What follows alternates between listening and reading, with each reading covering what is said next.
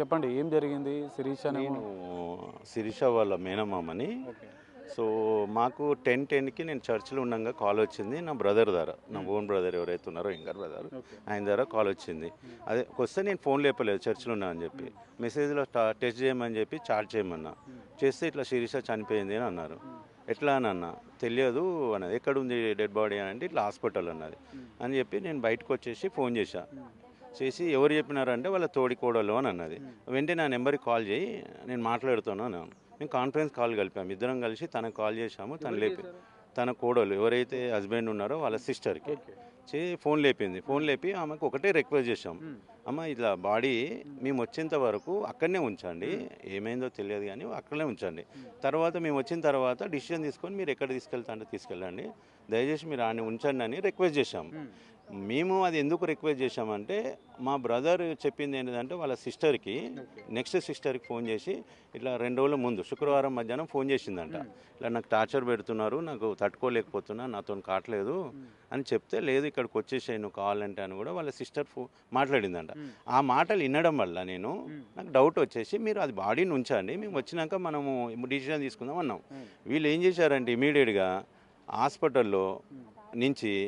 హాస్పిటల్లోనే ఇమీడియట్గా వెళ్ళిపోదామని చూస్తే ఇక వాళ్ళు ఏందో ఫార్మాలిటీస్ అని హాస్పిటల్లో ఆపారు. ఈలోపు నేను మళ్ళీ నేను బేగంపేట నుంచి ట్యాంక్బాన్కి వచ్చినా మళ్ళీ ఫోన్ చేశా, వాళ్ళకి కంటిన్యూ చేస్తున్నాం, ఫోన్ లేపుతలే.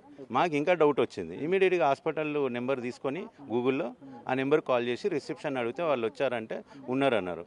అది మీరేమైనా ట్రీట్మెంట్ చేశారా, లేదా బతుకున్నప్పుడు వచ్చారా, లేకపోతే డెడ్ బాడీతో వచ్చారంటే, లేదు సార్ మేము అడ్మిట్ చేయలే, చనిపోయిన బాడీని.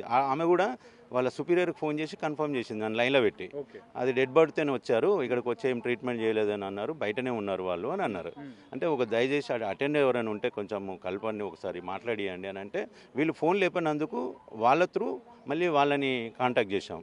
వాళ్ళు ఆడనే ఉండే మళ్ళీ సేమ్ ఆమెనే వాళ్ళ తోడి కూడా లేపింది. మామ మేము దగ్గరకు వచ్చేసినాము, దయచేసి పోకండి, మేము వచ్చేదాకా ఉండండి అని చెప్పి మళ్ళీ రిక్వెస్ట్ చేయడం జరిగింది. సరేనని చెప్పేసి ఫోన్ పెట్టారు. వితిన్ సెకండ్స్లో మేము ఆ నుంచి 15 నిమిషాలు అటు రీచ్ అయ్యే లోపల బాడీ తీసుకొని వెళ్ళిపోయారు. బాడీ ఎందుకు తీసుకెళ్ళిపోయారు అని చెప్పేసి డౌట్తో మేము వెంటనే పోలీస్ స్టేషన్ జరిగింది, కంప్లైంట్ ఇవ్వడం జరిగింది. ఇమీడియట్ సిఐ గారు, ఎస్ఐ గారు, నాయముడు వచ్చారు హాస్పిటల్కి. వీళ్ళు ఫస్ట్ టైము ఫోన్ చేసి అన్నోన్ నెంబర్ అని లేపారు. ఇలా మేము ఇట్లా పోలీస్ స్టేషన్ నుంచి అమ్మా నేను ఎస్ఐని మాట్లాడుతున్నాను అనగానే, ఏమైందని ఇట్లా వాళ్ళు ఏదో డౌట్ పడుతున్నారు, మీరు డెడ్ బాడీని మాకు చెప్పకుండా ఎట్లా తీసుకెళ్తారు, మీరు వెనుకకు రావాలి అని చెప్పేసి వాళ్ళు చెప్పడం జరిగింది. సరే అని ఫోన్ పెట్టేసి వాళ్ళ ఫోన్ లేపడం కూడా బంద్ చేశారు. వాళ్ళు ఆల్మోస్ట్ 7-8 డిఫరెంట్ నెంబర్స్ నుంచి ఫోన్ చేసినా కూడా లేపడం బంద్ చేశారు. తర్వాత వాళ్ళు మళ్ళీ ఏం చేశారంటే ఆ కెమెరాస్కి వెళ్ళి సెకండ్ ఫ్లోర్లో హాస్పిటల్ కెమెరాస్కి వెళ్ళి, ఎందుకంటే అంబులెన్స్ బయట నుంచి బుక్ చేశారు, ఆ హాస్పిటల్ అంబులెన్స్ కూడా తీసుకోలే, ఎందుకంటే నెంబరును నేమ్ అది తెలుస్తుందని బయటనే బుక్ చేసుకొని వీళ్ళు కెమెరా ద్వారా ఆ ఫోన్ వ్యాన్ది అంబులెన్స్ నెంబర్ దొరకబట్టి ఏదో విధంగా వాళ్ళు లైన్లోకి టచ్లో తీసుకొచ్చినాక లాస్ట్ మాట్లాడింది ఆమె వేరే నెంబర్ నుంచి మాట్లాడితే, నేను వాళ్ళ తోడుకోడలను, అమ్మ ఇమీడియట్గా మీరు అప్పటికే వీళ్ళు ఫోన్ నెంబర్ని ట్రాక్ చేస్తున్నారు, వీళ్ళకున్న ఫోన్ని కడతాలు దాటిపోయినారు, వీళ్ళు ట్రాక్ చేస్తూనే ఉన్నారు కెమెరాలో. సో వీళ్ళు టీంని కూడా పెట్టినారు. సో పోలీసు వాళ్ళు అక్కడ కూడా ఇన్ఫార్మ్ చేశారు లోకల్ వాళ్ళకి. వాళ్ళకి క్లియర్గా వార్నింగ్ ఇచ్చారు, మీరు ఇక్కడ రావాలి ఇమీడియట్గా, లేకపోతే బాగుండదని వార్నింగ్ ఇచ్చారు. ఉన్నాగా పెట్టేశారు. మళ్ళీ రెస్పాన్స్ చేయకపోయేసరికి వీళ్ళు ఏం చేశారంటే డ్రైవర్ని కాంటాక్ట్లోకి వెళ్ళారు. డ్రైవర్తో ఫోన్ చేశారు, బాబు ఇది ప్రాబ్లం అవుతుంది, నువ్వు ఇమీడియట్గా ఆపకుండా స్ట్రైట్ తీసుకుపోవద్దు, హాస్పిటల్ తీసుకురావాలని అంటే, అప్పుడు ఆ వ్యాన్ నెంబర్ నోట్ చేసుకొని డ్రైవర్ చేసింది ఫోన్ నెంబర్లు నోట్ చేసుకొని డ్రైవర్తో ట్రాక్ చేసుకుంటూ ఉస్మానియాకు అంబులెన్స్ వచ్చేటట్టు చేశాం.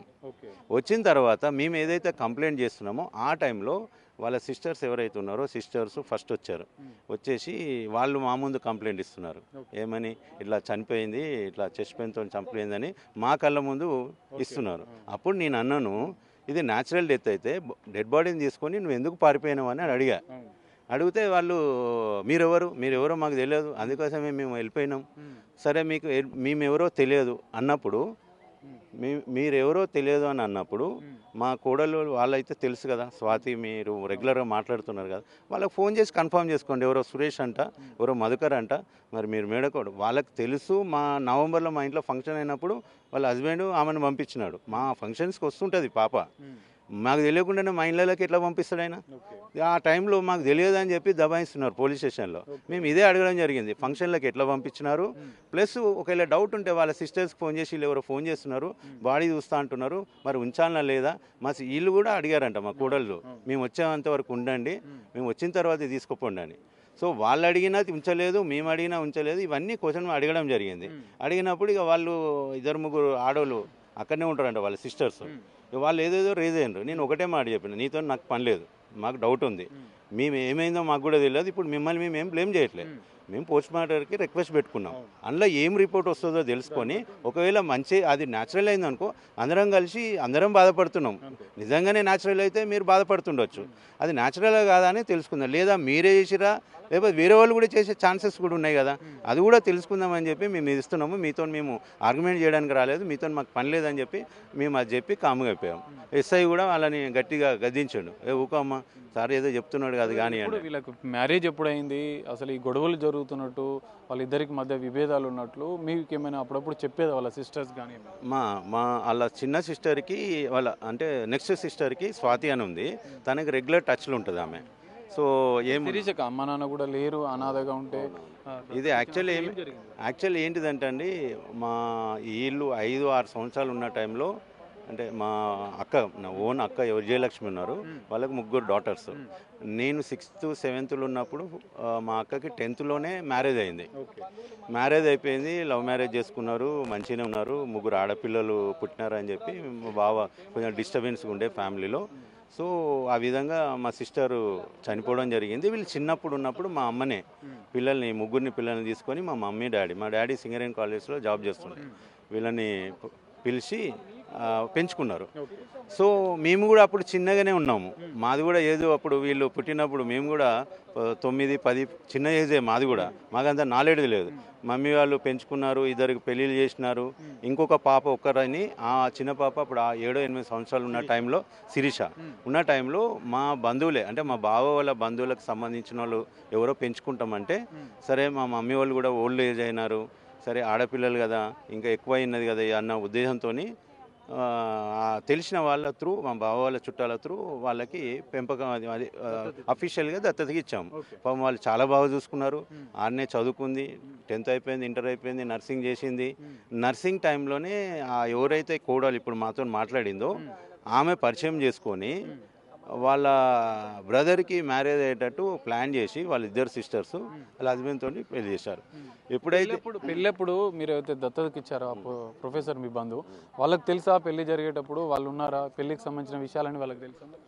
అది మాకు అంత ఇన్ఫర్మేషన్ నాకు లేదండి. ఇప్పుడు స్వాతి శిరీష ఎందుకంటే ఆ టైంలో వీళ్ళకి పెళ్ళి మ్యారేజ్. ఇప్పుడు ఈయనేమో శ్వేత వాళ్ళ హస్బెండ్, ఈయన కూడా ఇన్ఫర్మేషన్ ఉంది, ఇంకొక సిస్టర్ వాళ్ళ హస్బెండ్ ఈయన. సో మాకున్న ఇన్ఫర్మేషన్ ప్రకారం వాళ్ళకు కూడా ఎవరికి ఇన్ఫామ్ చేయలేదు, పెళ్లి విషయం ఎవరికి ఇన్ఫామ్ చేయలేదండి. వాళ్ళు పెళ్లి చేసినారంట. తర్వాత నాకు ఒక 2-3 మంత్స్ తర్వాత మా బ్రదర్ ద్వారా తెలిసింది ఆమెకు పెళ్ళయిందని చెప్పేసి. ఇక అప్పటి నుంచి వాళ్ళు ఆ పాప మా ఇంటికి రావడమే తప్ప మా ఫంక్షన్ అన్నిట్లోకి వస్తుంది. రీసెంట్గా నవంబర్లో మా బ్రదర్ వాళ్ళ ఇంట్లో కూడా ఫంక్షన్ ఏదో అయితే రారు, ఒక ఆమె వస్తుంది, ఆ పాపని తీసుకొని వస్తుంది, ఆ ముఖంలో కనబడుతుంది. మేము అడిగితే ఎట్లున్నావు బేటా అని అంటే బాగానే ఉన్నా మామ అని అనేది మనకు మనుషులను బట్టి అర్థమవుతుంది కాబట్టి ఏదో బాధలు ఉందని చెప్పేసి రీసెంట్గా ఏదో నర్సుకి గవర్నమెంట్ పోస్ట్ కూడా ఏదో అప్లై చేసుకుంది. సో అది కూడా అప్లై చేసిన మామ అని చెప్పింది. దాని ఏదో రిజల్ట్స్ కోసం వెయిట్ చేస్తుండే, నర్సింగ్ రిజల్ట్స్ కోసం కూడా గవర్నమెంట్ది.